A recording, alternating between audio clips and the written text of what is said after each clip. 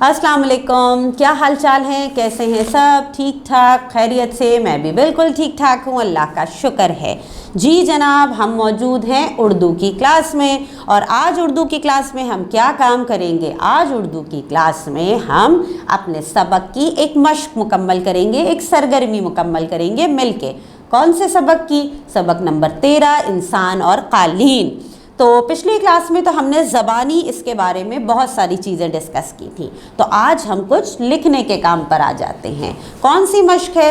یہ مشق ہے ہمارے پاس ہماری کتاب کے پیج نمبر 65 پہ۔ تو جلدی سے پیج نمبر 65 اوپن کر لیجئے تاکہ ہم دیکھیں کہ ہمیں آج کیا کام کرنا ہے۔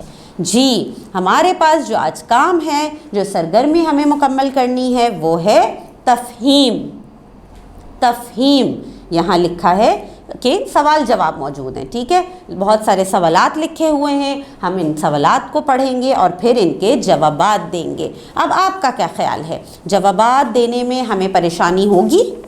نہیں ہوگی۔ کیوں؟ کیونکہ ہم نے سبق بہت اچھے سے سمجھا ہے۔ تو چلیں پہلے سوال پر آ جاتے ہیں۔ پہلا سوال ہے ہمارے پاس، نواب صاحب قالین کو دیکھ کر کیوں خوش ہوئے؟ نواب صاحب قالین کو دیکھ کر کیوں خوش ہوئے تھے؟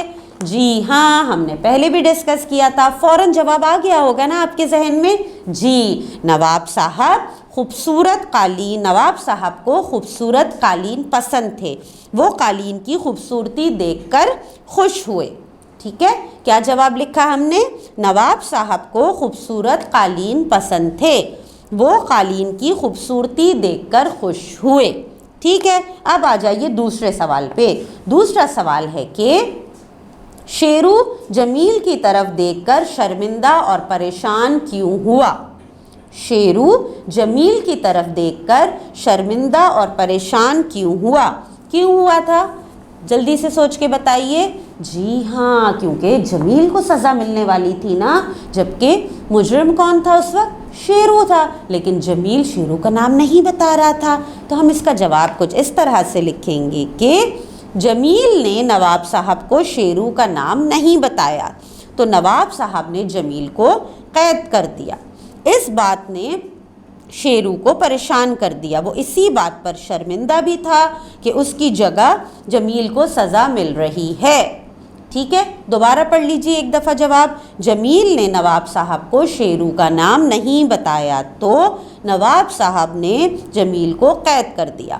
اس بات نے شیرو کو پریشان کر دیا، وہ اسی بات پر شرمندہ بھی تھا اور اس کی جگہ جمیل کو سزا مل رہی ہے۔ ظاہر ہے وہ شرمندہ تھا کہ بھئی میری سزا جمیل کو ملنے والی ہے۔ چلیے اگلا سوال پڑھتے ہیں۔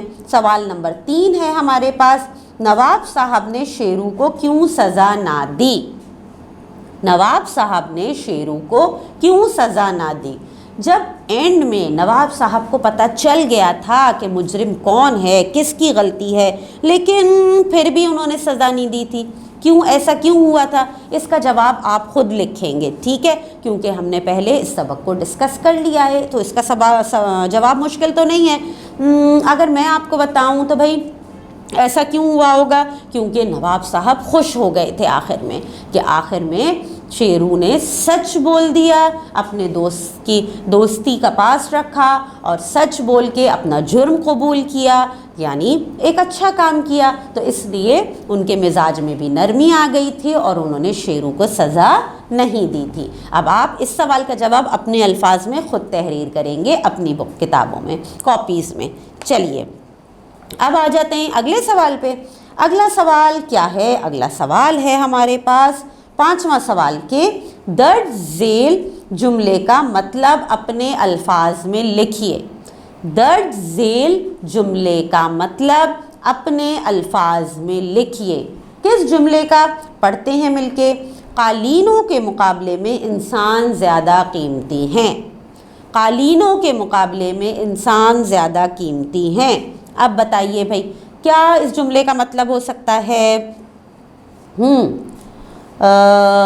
اس جملے کا مطلب کیا ہوگا؟ اچھا ہم نے، میرے خیال میں ایک سوال بھول گئی ہوں بیچ میں کروانا۔ ہاں ہاں، چلیں ہم پہلے اس سوال پہ بات کرتے ہیں. میں نے آگے کا سوال پہلے پڑھ لیا. ہاں مجھے آواز آ گئی آپ کی کہ آپ کہہ رہے ہیں میں سے ایک سوال بیچ کا. ایک سوال یہ ہے کہ اگر آپ نواب صاحب کی جگہ ہوتے تو کیا کرتے؟ اگر آپ نواب صاحب کی جگہ ہوتے تو کیا کرتے؟ مجھے امید ہے آپ بھی کچھ ایسے ہی کرتے، سزا نہیں دیتے اور شیرو نے اچھا کام کیا تھا تو اس کو معاف کر دیتے.